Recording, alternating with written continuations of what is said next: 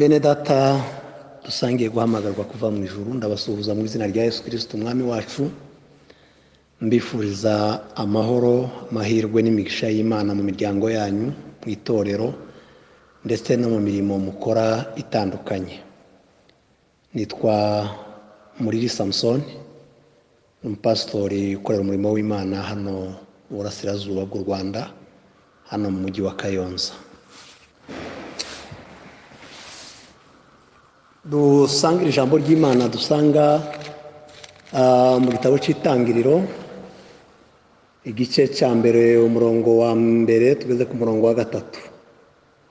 Bibiliya iravuze ngo mbere na mbere Imana yaremye ijuru n'isi, isi yari itagira ishusho, yariho ubusabusa, umwijima wari hejuru y'imihengeri, maze umwuka w'Imana yagendagendaga hejuru y'amazi. Imana iravuga iti habeho umucyo, umucyo ubaho. Amen. Twongere dusome ijambo ry'Imana hano mu zakozwe n'intumwa, igice cya 2 duhere ku murongo wa 3, umurongo wa 3 n'umurongo wa 4. Haboneka indimi zigabanije zisa n'umuriro, ururimi ruja ku muntu wese w'umurimo. Bose buzuzwa umwuka wera, batangira kuvuga izindi ndimi kuko umwuka yabahaye kuzivuga. Amen. Saba umukozi w'Imana Pastor Samu dusengere, hanyuma dutangiza ijambo ry'Imana. Data, mu izina rya Yesu, uri Imana idukunda, uri Imana iri inyuma y'ijambo ryayo ngo risohoze icyo yarishyiriyeho. Turagushima mwami ko aka kanya ari akanya ko kugira ngo uvugane n'imitima y'ubwoko bwawe. Mwuka wera w'Imana, ndasenze ngo umanuke ubane n'umugaragu wawe, maze umuganirize, umuhe ibyo kurya bibasha gutunga ubugingo bwa bene data bagiye kumvira ijambo. Ndasenze ngo mu izina rya Yesu n'abaryumva banezerwe kandi kibe igisubizo cy'ibibazo byose bashobora kuba bafite. Mwuka wera w'Imana, tuguhaye ikaze kugira ngo abe ari wowe ukora muri uyu mwanya. Ni mu izina ry'umwami wacu Yesu Kristo. Amen. Amen. Rakoze mugaragu w'Imana.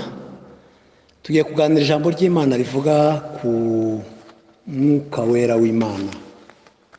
Muri iri jambo ku mwuka wera w'Imana turi buvugemo amagambo abiri. Ijambo rya mbere turi bwibande ku ruhare rw'umwuka wera mu iremwa ry'isi. Hanyuma icya kabiri tuvuge ku kamaro k'umwuka wera mu bizera. Umwuka w'Imana ni kimwe mu bigize ubutatu bw'Imana. Ikindi, umwuka w'Imana dusanga ari umuyobozi w'ikirenga mu bikorwa byose Imana izikora, haba mu isi no mu bizera ndetse no mu bantu rusange. Dusanga umwuka wera abigiramo uruhare. Nta kintu Imana ishobora gukora muri ubu buzima kijanye n'ibikorwa byayo idakoresheje umwuka wayo. Ko umwuka ni w'Imana izikoresha mu bintu byose bibaho kugira ngo bibeho. Niyo mpamvu Imana yagushizemo umwuka wayo kugira ngo muri wowe ugire imitekerereze y'Imana muri wowe. Kubera ko umwuka ari wo muyobozi w'ikirenga, ugomba kuba mu muntu kugira ngo umuntu agire imitekerereze y'Imana muri we. Imana yaguhaye umwuka wayo kugira ngo udatakaza ubumana bwayo. Nta kindi kintu kiza gihuza umuntu n'Imana ni umwuka wayo. Ikindi nanone ni uko umuntu akwiye kugira umwuka w'Imana akagira connection y'ibibera mu ijuru ari mu isi. Ni ukuvuga ngo ntatakaze connection y'Imana cyangwa ngo amenye ibibera mu ijuru kandi ari muri iyi si. Uyu mwuka wera tugiye kuvuga, Bibiliya itubwira amagambo y'ubuyobozi bw'umwuka wera uhereye mu iremwa. Dusomye ijambo ry'Imana riravuze ngo mbere na mbere Imana yaremye ijuru n'isi. Isi ngo yari idafite ishusho. Isi yariho amazi. Isi yariho imihengeri. Isi yariho umwijima. Isi yariho ubusa. Niko birayavuze. Yari vide, nta kintu cyari kiyiriho.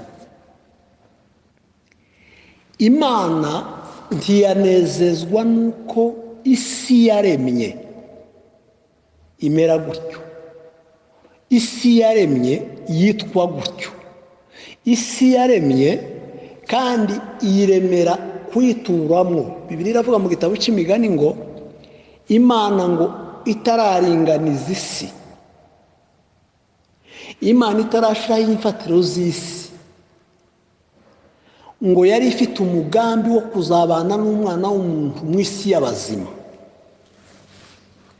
Bituma rero Imana itishimira ibyo bintu biri ku isi tuvuze. Yohereza umwuka wayo.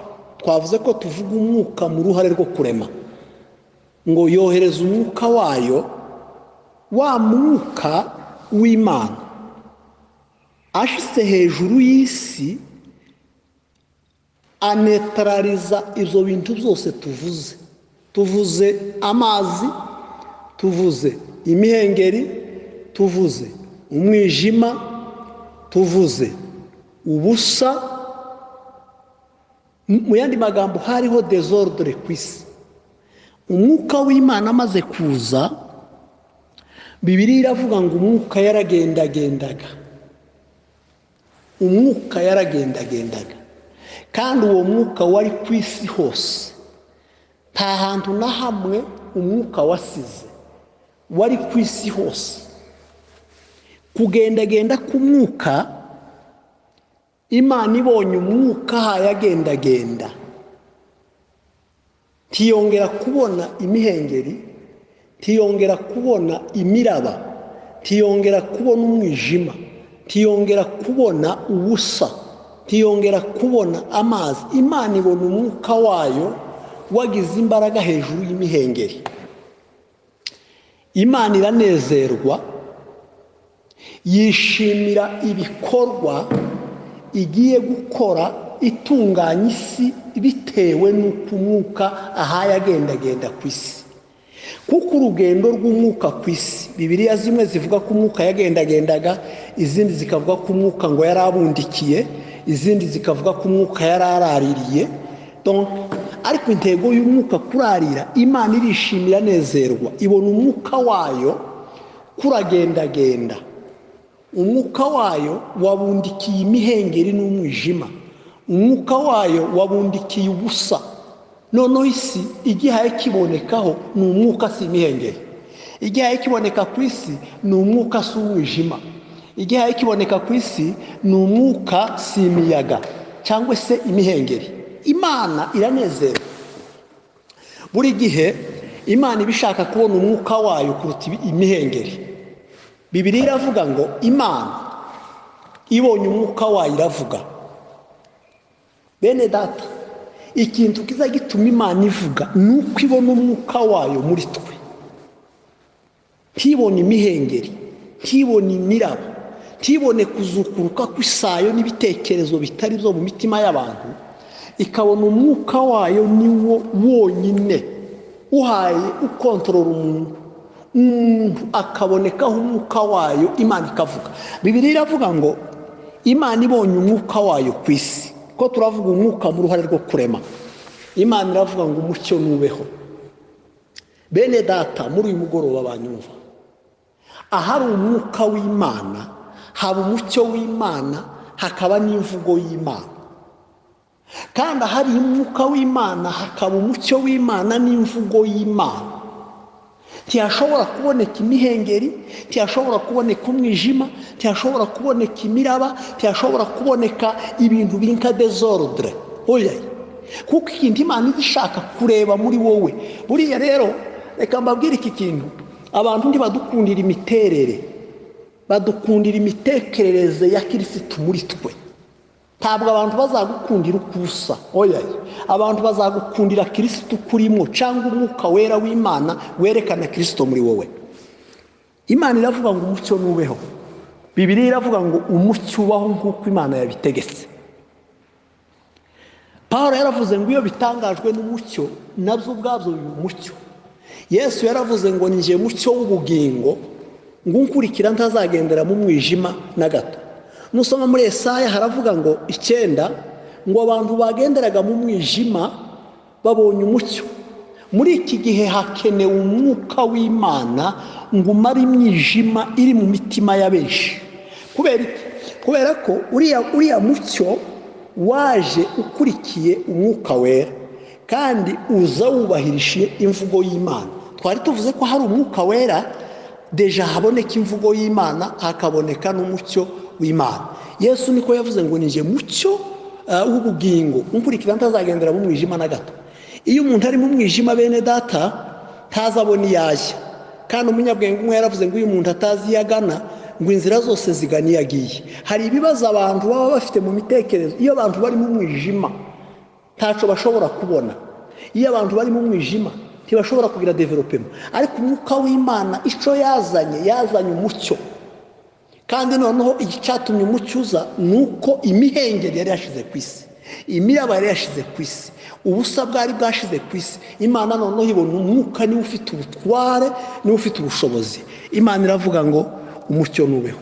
Icyakurikiye umucyo, ndagira ngo aya magambo muri uyu mugoroba agufasha kubaka. Imihengeri yabanje gushira, umwijima urashira, desordre zirarangira. Ngo zimare kurangira, icyakurikiyeho imiraba gushira n'imvugo y'Imana. Icyakurikiye imvugo y'Imana ni umucyo. Icyakurikiye umucyo ni ukurema. Imana noneho iravuga ngo ubwo umwuka ari utegetse isi, noneho ngiye guheza isi ubuzima binyuze mu mwuka w'Imana. Imana ishimwe. Imana iheze. Aya magambo aranezeza cyane. Bibiliya iravuga ngo ayo magambo reka nawe akunezeze. Iyo umwuka w'Imana akugezemo, akuramo imvururu ziri mu bitekerezo, agakuramo imihengeri n'imiraba ndetse n'imisozi y'ibigeragezo waba ufite. Yarangiza noneho akagendagenda akuraho ibyo. Iyo arangije gukora ibyo, Imana itangaza umucyo. Abakubona bakakubonaho umwuka w'Imana, bakakubona n'umucyo w'Imana. Pawulo yaravuze ngo abantu ntibababona ngo babone Imana. Iyo barangije kukubonaho umucyo, ikindi kintu kizagikoreka, abantu bakumva n'imvugo y'Imana, ukagira imvugo y'Imana kubera ko umwuka w'Imana ukurimo. Icyanyuma rero, Imana irarema. Ndagira ngo mbabwire kuri iki kintu cy'umwuka wera. Imana yakoze ikintu gikomeye bitewe n'umwuka wera. Isi yahawe ubuzima bitewe n'umwuka wera. Mu yandi magambo, isi ni nkaho yari ipfuye, ariko umwuka amaze kwigeraho atanga ubuzima ku isi.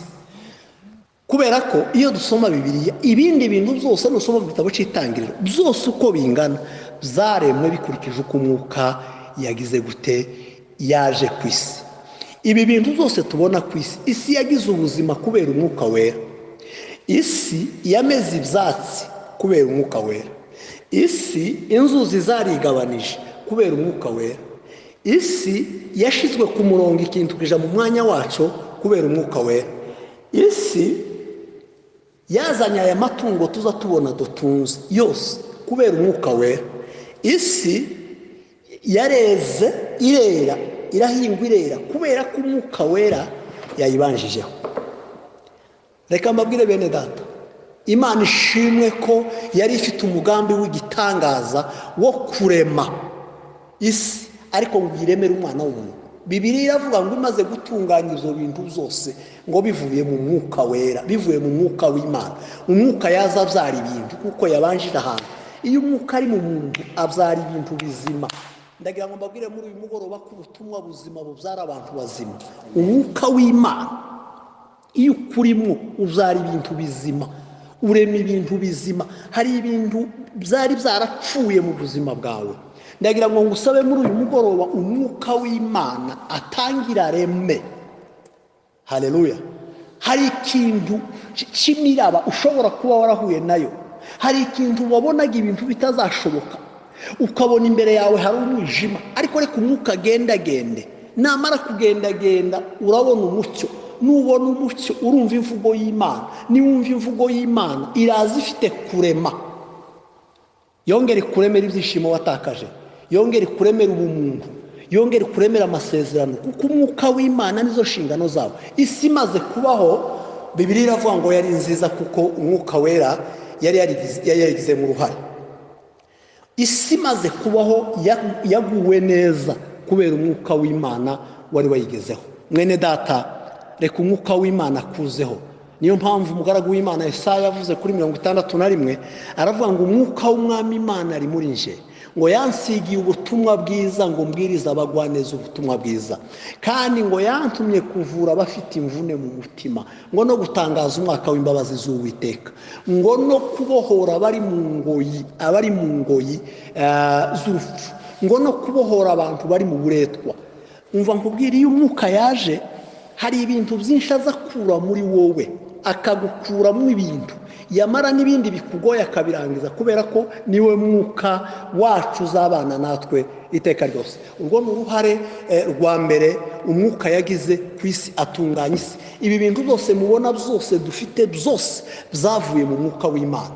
Nusoma Zaburi 103 umurongo wa 30, Bibiliya iravuga ngo wohereze umwuka wawe bikaremwa. Bibiliya iravuga ngo wohereze umwuka wawe bikaremwa, ngo kandi ubutaka ukabusubizamo ubugingo bwabwo, ngo bukera imyaka. Naratangaye, nta kintu umwuka wera atagira nk'uruhare.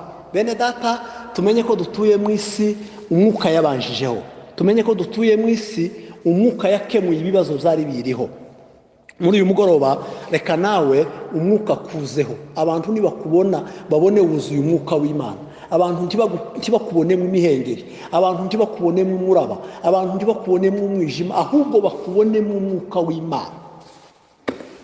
Ikindi nanone, Imana imaze kurema isi irema umuntu. Bibiliya iravuga ngo imaze kumurema yakoresheje materiyere zitangaje. Reka mvuga iki kintu, kandi umwuka yagiye akigira mu ruhare. Hari uburyo butanu Imana yifashishije bwo kurema, ariko kubwifashisha muri ubwo buryo buri kurema kose umwuka yabigizemo uruhare. Kurema kwa mbere twakuvuze ni ku isi, ariko ukundi kurema tugiye kuvuga muri uru rwego, kurema ku buryo butanu.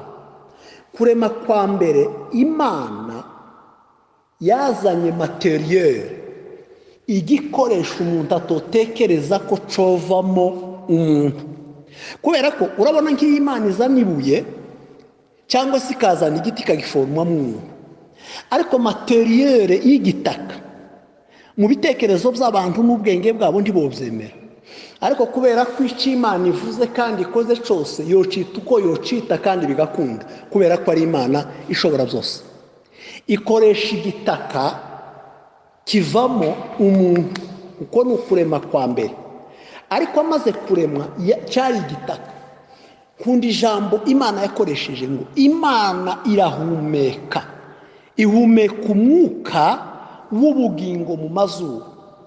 Bibiliya ntizivuga ngo umuntu yabaye igitaka kizima, yabaye ubugingo buzima. Imana ishimwe ko yaduhaye ikintu kitaremwe. Bene data, umwuka w'ubugingo twahawe, buriya umuntu akomoka mu gitaka, noneho umwuka ugakomoka ku Mana, ubugingo nabwo bugakomoka mu mwuka. Ibyo ni ibintu biza bintangaza.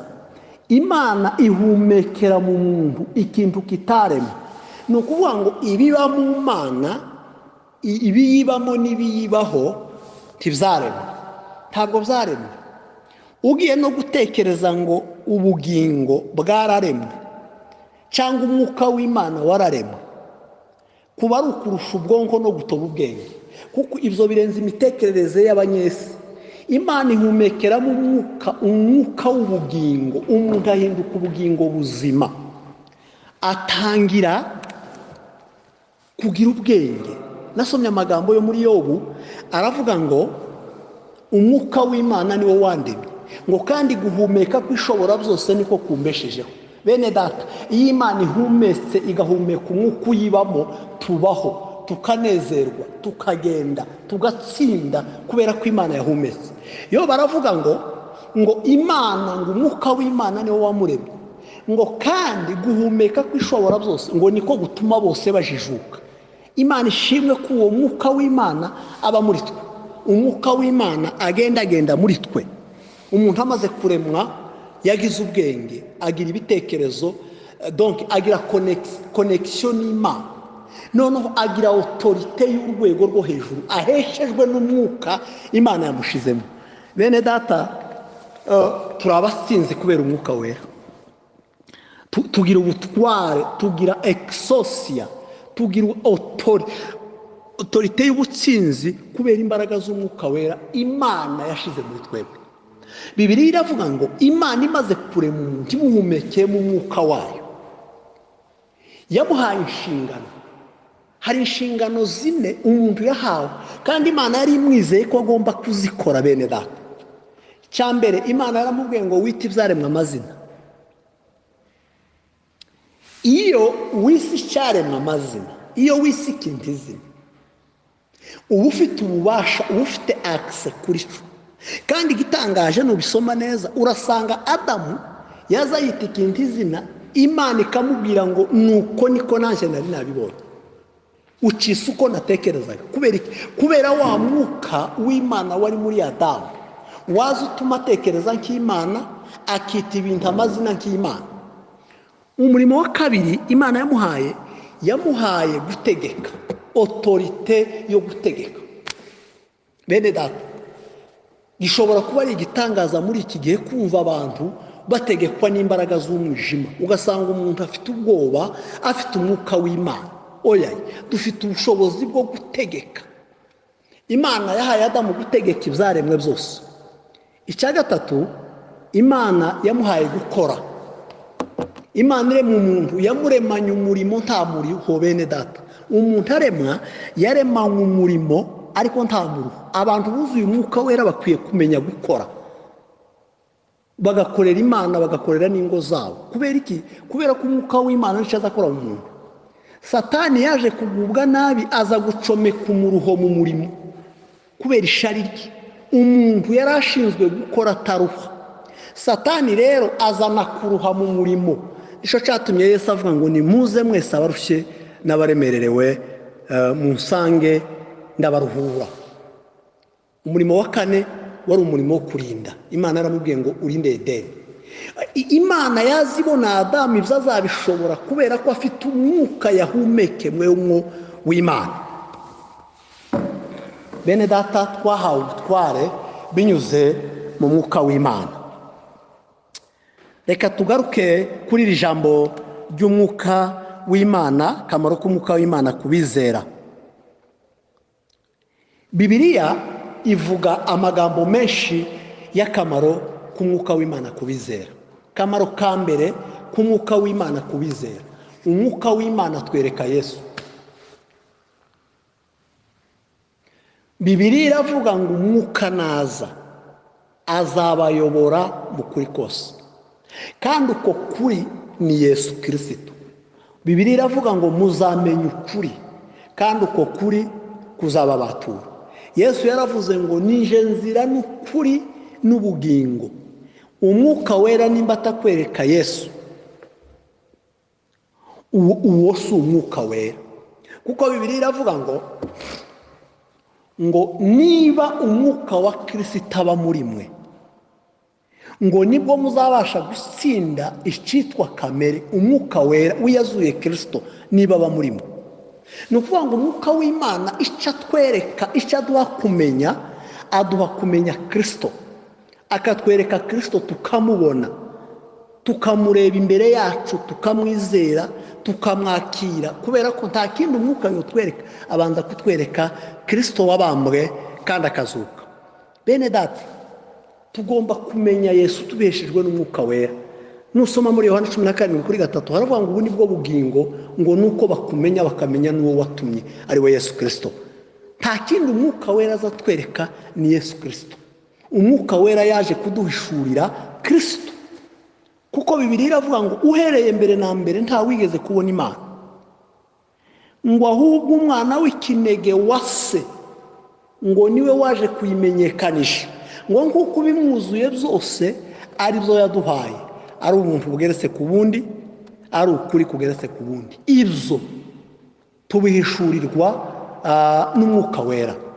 Nusoma mu rwandiko Pawulo yandikiye Abefeso igice cya 3:17 n'umurongo wa 18 haravuga ngo muhabwe imbaraga zo kumenya. Erega ikibazo abantu bafite benshi nuko batuzura umwuka wera, ngo umwuka wera abereke Kristo. Icya kabiri, Bibiliya iravuga ngo uwo mwuka wera naza azatsinda ab'isi abemeze iby'icyaha. Hari abantu batazabemera ibyo bakoze.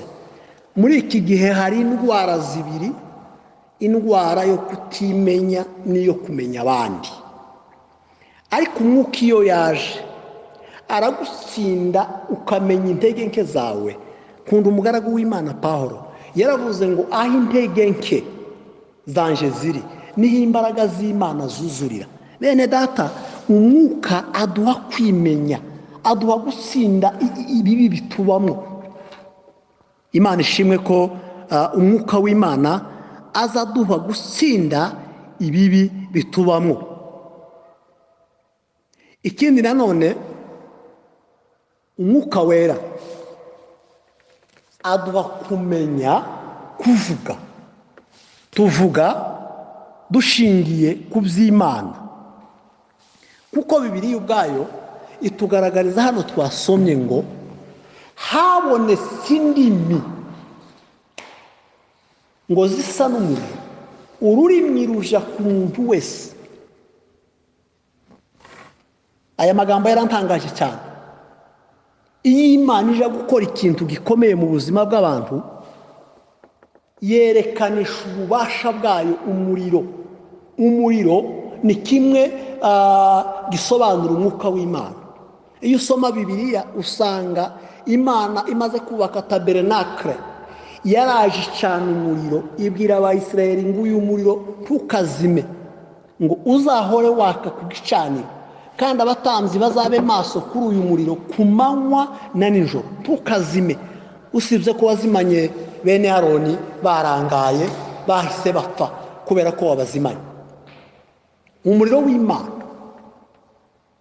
Eliya aje kunesha ingabo za Baali, Imana yerekanishije ububasha bwayo umuriro.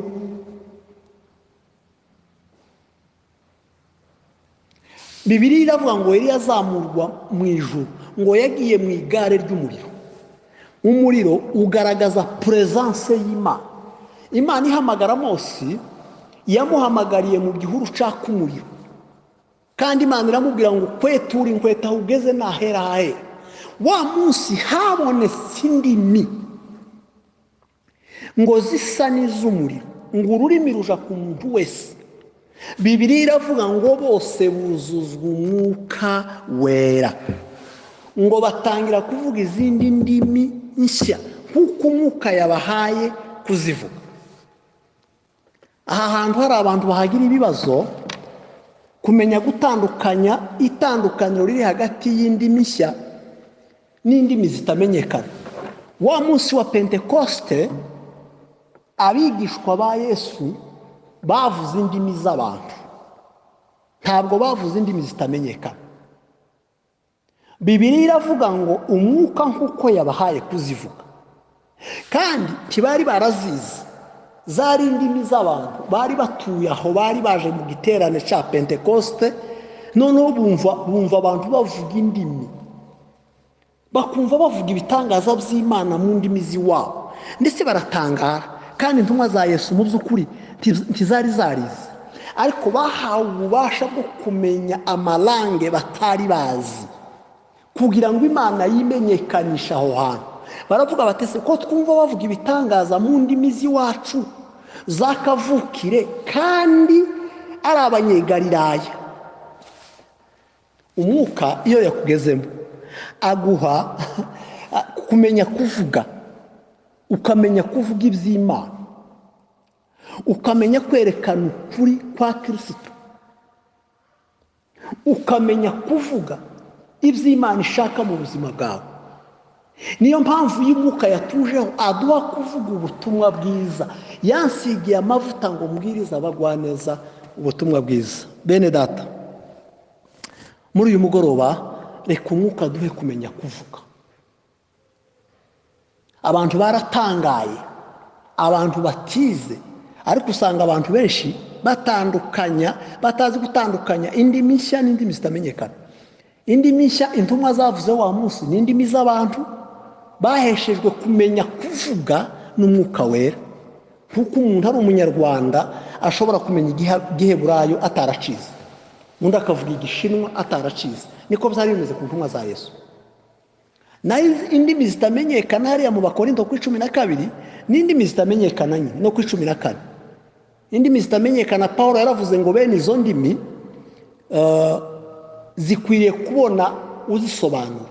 Iyo atabonetse uzivuga akwiriye guceceka, ntakwiriye gukomeza kuzivuga kuko ntaco zungura itorero. Ariko ziriya ntumwa bavuze indimi z'abantu. Bene data, ibintu byose biba mu kuvuga.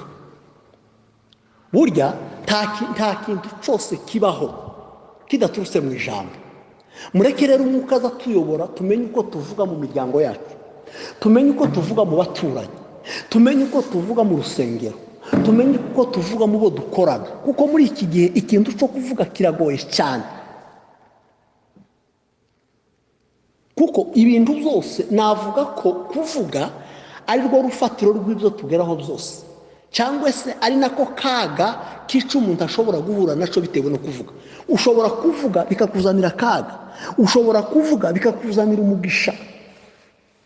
Ariko ikizaduha kuvuga neza, haleluya, ikizaduha kuvuga neza, kumenya kuvuga neza, nuko tuzabiheshwa n'imbaraga z'umwuka, nuko tuzabiheshwa n'umwuka wera. Umwuka naza muri twazaduha kumenya kuvuga. Hari umunsi umwe abatasi 12 bavuze ibintu bitandukanye. Abatasi 2 bari buzuye umwuka w'Imana, abandi nta mwuka bari bafite. Baravuze bati twabonye abantu banini mu gihugu bose, kandi ico ni ikinyoma, kuko ntibari babonye abantu mu gihugu bose, kandi ngo bari barebare. Ico naco ni ikindi kinyoma. Abantu ntibashobora kuba barebare mu gihugu bose, ngo kandi batubonaga tumeze nk'inzige. Naco ni ikindi kinyoma, kuko ntabwo bigeze babonana n'abantu barabatasi, barabeshyaga. Abantu batuzuye umwuka wera rero bagira imvugo yo kubeshya no guca abandi intege. Ariko Yoshua na Kalebu, umva amagambo bavuze. Baravuze ngo igihugu twakibonye. Umva abantu buzuye umwuka wera ibyo bazabavuga.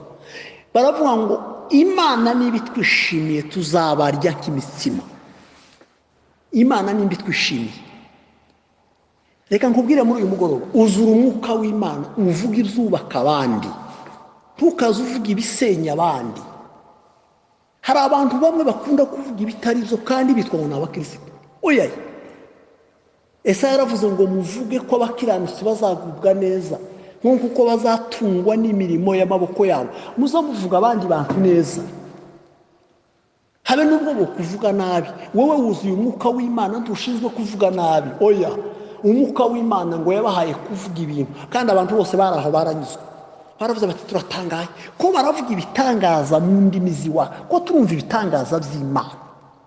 Erega abantu nibatwumva baza batwumva n'imvugo y'Imana, kuko dufite umwuka w'Imana. Erega haleluya, dufite umwuka w'Imana. Ikindi umwuka wera azakora, nacyo cyiza umwuka arabyara, umwuka azabyara. Nusoma muri Yohana igice cya 3 umurongo wa mbere ugere ku murongo wa 12, urasanga amagambo Yesu yaganiriye na Nikodemu. Nikodemu yari umugabo wize, Nikodemu yari umugabo w'umuhanga uzi ibyanditswe. Aja kuri Yesu aramubwira ati, mwigisha, tuzi ko wavuye ku Mana, ntawe ubasha gukora ibyo uzi ukora atavuye ku Mana. Yesu igitangaza, nubisoma neza, Yesu amusubiza amagambo adahwanye nuko Nikodemu yavuze, kuko Yesu azamenya ibiri mu mutima. Aramubwira ngo nukuri ndakubwira ko nutabyarwa ubwa kabiri utazinjira mu bwami bw'Imana. Nikodemu yasubije ikintu n'umwana muto adakwiriye kuvuga. Bakomeje kuganira, Yesu aramubwira ngo, Nikodemu, ukaba uri umwigisha utazi iby'ubwami bw'Imana? None Nikodemu aramubwira ati, ariko nakubwira ngo kuzarwa ubwa kabiri, burya abantu b'abanyantege nke batagira umwuka w'Imana ntibaza bamenya imvugo z'umwuka. Aramubwira ati, ariko nasubira mu nda ya mama gute? Ariko bene data, namwe ni mubitekereze, umuntu yarize, ni umudokiteri, ni umuprofeseri wigisha amategeko, wigisha iby'Imana muri Israeli, ufite icyubahiro, yarangiza akabwira Yesu ngo ese ngo yosubira mu nda ya mama we? Iyo ni ijambo umuntu yovuga akarivuga agashakira ubwami bw'Imana mu nda ya nyina. Yesu aramubwira ngo, umva nkubwire ko ndakubwira imvugo z'umwuka, wowe ukumva mu mubiri, kandi mu by'ukuri abantu batagira umwuka w'Imana bazabumva nabi. Aramubwira ngo ikibyarwa n'umubiri ni umubiri, n'ikibyarwa n'umwuka ni umwuka. Aramubwira ngo bene abo bavutse ubwa kabiri ntibabyawe n'imbuto ibora, ntibabyawe n'imbuto y'ubushake bw'umugabo, ngo babyawe n'Imana. Bene data, umwuka azatubyara akatwinjiza mu bwami bw'Imana. Burya umuntu asa n'aho avuka. Reka mbabwire iki kintu, buriya ubwami bw'Imana ntabwo ari ukuburirimba ngo ugaragaze ko uburimo, nta nubwo ari ukuvuga ubutumwa ngo ugaragaze ko uri mu bwami bw'Imana, nta nubwo ari ukuririmba no guhimbaza cyane ngo ugaragaze ko uri mu bwami bw'Imana. Ikintu cy'itangiriro cya mbere, nubwo ibyo nabyo ari ibikorwa mu bwami bw'Imana, ariko ikintu cy'itangiriro cya mbere ni ukubuvukamo. Yes, umwuka arasabwa kutubyara. Umuntu uzanga byakunda asa n'aho avuka, nta muntu udasa n'iwabo, ntizokunda uzi usa n'abakuzaye. Mbabwire bene data, ababyawe n'umwuka w'Imana bavuga nk'abanyamwuka, bakabana nk'abanyamwuka, bagakora nk'abanyamwuka. Bene data, mureke umwuka tuzarwe n'umwuka w'Imana.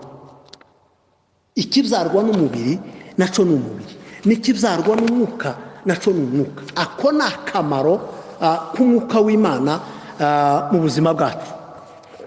Ikindi, umwuka w'Imana atanga ubugingo buhoraho. Ni ukuri abuzuye umwuka w'Imana bafite ubugingo buhoraho. Dufite ubugingo buhoraho muri Kristo Yesu. Pawulo yabyandikiye Abaroma igice cya 8, arababwira ngo abari muri Kristo Yesu nta teka bazacirwaho, kuko itegeko ry'umwuka w'ubugingo bwo muri Kristo Yesu ryambatuye ububata bw'itegeko ry'ibyaha n'urupfu. Imana ishimwe ko dufite itegeko ry'umwuka w'ubugingo bwo muri Kristo Yesu. Dufite ubugingo buhoraho. Bibiliya ivuga ngo ufite uwo mwana afite ubugingo, utamufite nta bugingo. Bibiliya ikongera ikabivuga muri Yohane 6:41 na 42, bikavuga ngo uwitegereza uwo mwana akamwizera afite ubugingo buhoraho, kandi data azamuzura ku munsi w'amateka. Bene data, dufite ubugingo bw'iteka, dufite ubugingo buhoraho muri Kristo Yesu. Mureke twuzure umwuka w'Imana, umwuka tubyare. Buriya umuntu asa n'aho avuka, agasa n'aho yatinze. Nidutindana na Yesu, nidutindana n'umwuka w'Imana, tuzavuga nk'abanyamwuka, tuzakora nk'abanyamwuka, tuzabana nk'abanyamwuka.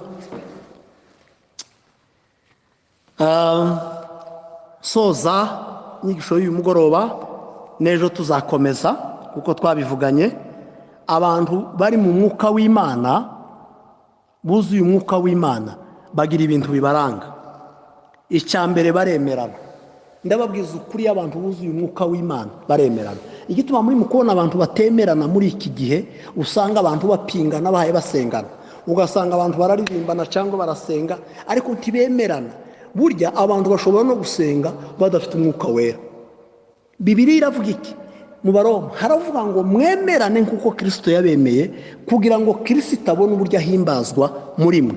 Icya kabiri, bagira ubufatanye, barafatanya kuko umwuka wera ubarimwo azagaragaza ibimenyetso by'ubufatanye hagati muri bo. Ikindi cya gatatu, barababarirana. Iyo umuntu uzuye umwuka wera azababarira, akirengagiza n'inabi yagiriwe. Mureke twuzure umwuka w'Imana uzuduha kubabarira n'abatugirira nabi n'abanzi bacu. Ikindi kandi, bikorerana imitwaro. Usanga abantu bikorerana imitwaro. Cyanyuma dusoza, barahumurizanya.